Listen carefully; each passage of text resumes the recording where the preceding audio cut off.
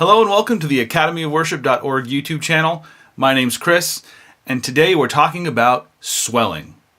Now, what effect it has on your guitar playing, how you can fight it, if your joints are Just kidding. Volume pedals. You see them on all the boards.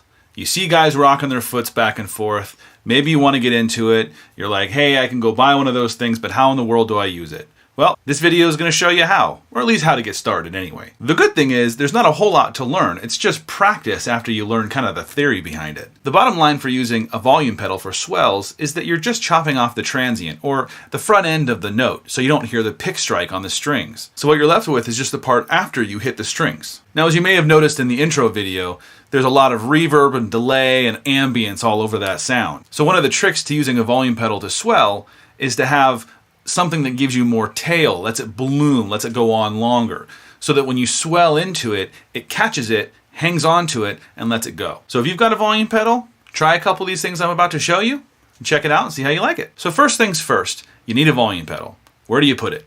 Well, most people put it in front of their amplifier, meaning their guitar goes into it, and then out of it into their amplifier. Now, it may hit a bunch of pedals on the way to the amplifier, but generally speaking, it goes kind of first in your chain. If you watch my other video about pedal order, we talk about it a bit there. There is an argument to be made where to put it in the chain of your pedals, before your drives or after your drives. I'm not really going to get into that here, but just know that the effect, wherever you put it, is pretty similar. Just remember to put some of those delays and reverbs at the end of it, and it won't be a huge difference. Speaking of drives, one of the things I found to be really helpful in volume swells with a volume pedal is using a little bit of gain, whether it's from a pedal or your amp is a little bit dirty. If it's too clean, the swells sound okay, but they don't have the volume or the tail that you need because they don't hold out very long. You may have noticed that when you have a very, very clean guitar sound, the sustain isn't incredible. Now you can fix that with things like compressors, but for the purposes of this video, a little bit of gain is preferable for your volume swells. So with that, let me just show you how you do it. Like I explained earlier, you're simply chopping off the front end of your pick strike. So when you hit your guitar, you won't hear anything, and then you'll swell after you hit it. So it takes a little bit of practice to get the timing right, but when you do, you should hear something like this. Now for this demo, I turned off the delay and the reverb, so you'll hear just the swell itself to know what it's supposed to sound like. Here you go. You'll notice that I chop off the end of it as well. Usually you're doing that because you're going to be hitting another chord. For instance, this. When you do have reverb and delay on, those two chords will mesh together and they'll sound beautiful and they'll have long tails on them. So that same chord progression with delay and reverb sounds like this.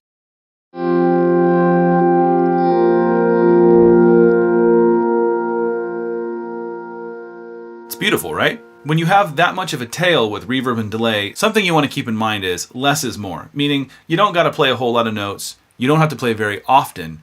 Let the tails work for you. So something like this.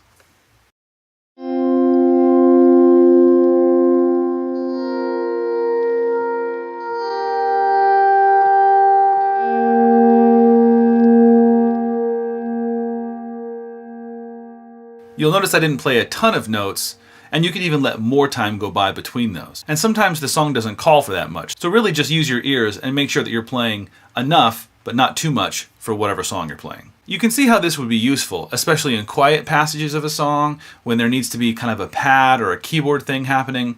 Especially if you don't have a keyboard player, this comes in really handy to set a bed. The sky is the limit with volume swells. Have fun with it.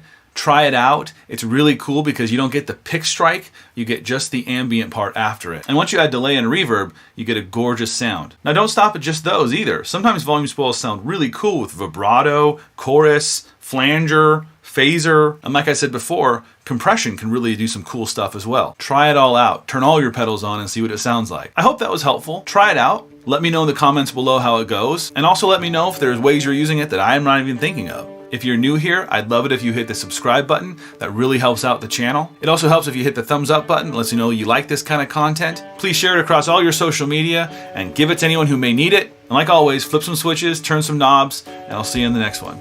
God bless.